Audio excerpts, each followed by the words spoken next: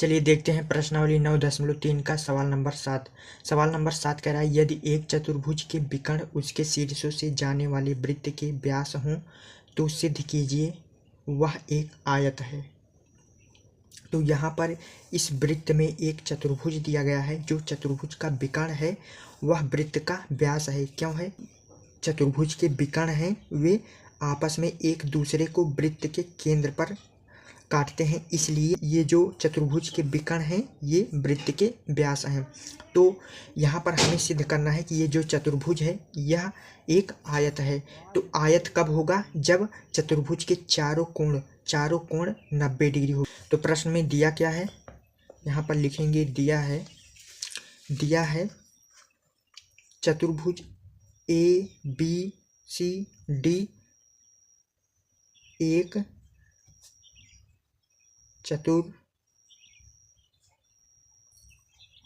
चतुर्भुज है जिसके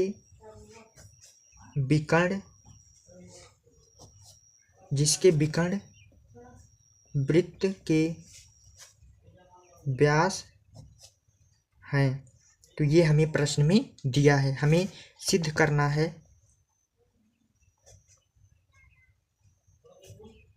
करना है कि ये जो चतुर्भुज है यह एक आयत है, अर्थात ABCD एक आयत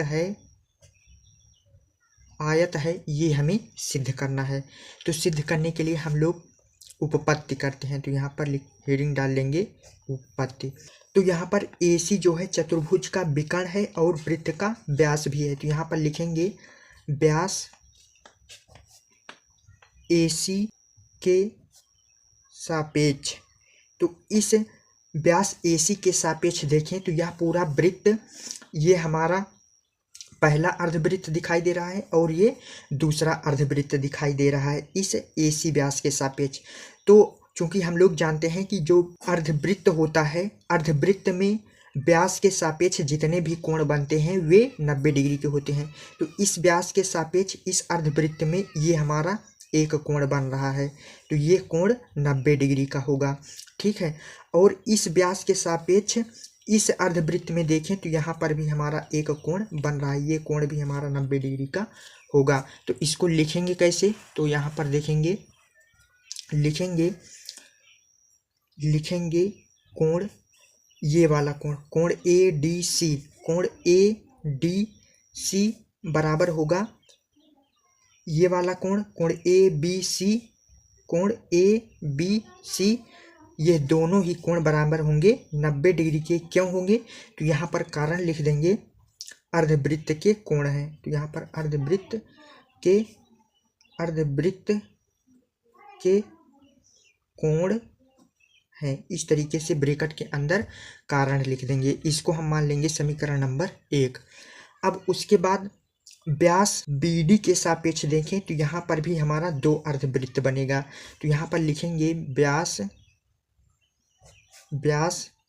BD के सापेक्ष।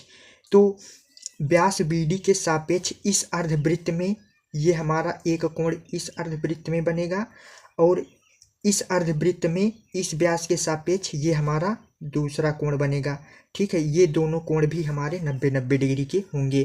क्यों होंगे? क्योंकि अर्धवृत्त में जितने भी कोण बनते हैं सब 90 डिग्री के होते हैं। तो यहाँ पर लिखेंगे ये वाला कोण, अर्थात कोण BAD, कोण BAD बराबर होगा इस कोण के, अर्थात कोण BCD, कोण BCD के बराबर होंगे ये दोनों कोण 90 डिग्री के।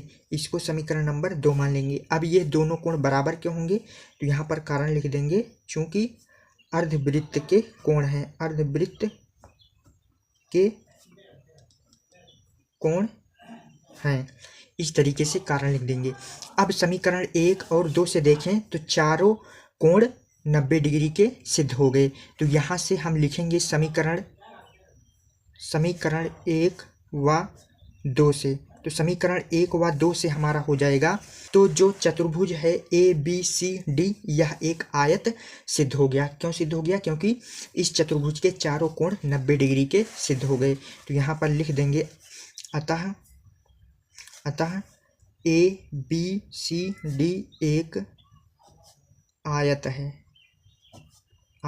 है। तो ये हमें प्रश्न में सिद्ध करना था, तो ये हमारा सिद्ध हो गया। तो आई होप आपको प्रश्न नंबर 7 अच्छे से समझ में आया होगा। प्रश्न नंबर 7 को कैसे हल करेंगे। तो आज के वीडियो में इतना ही। आगे के प्रश्नों को हम अगली वीडियो में देखेंगे। तब तक के लिए सभी दोस्तों को जय हिंद।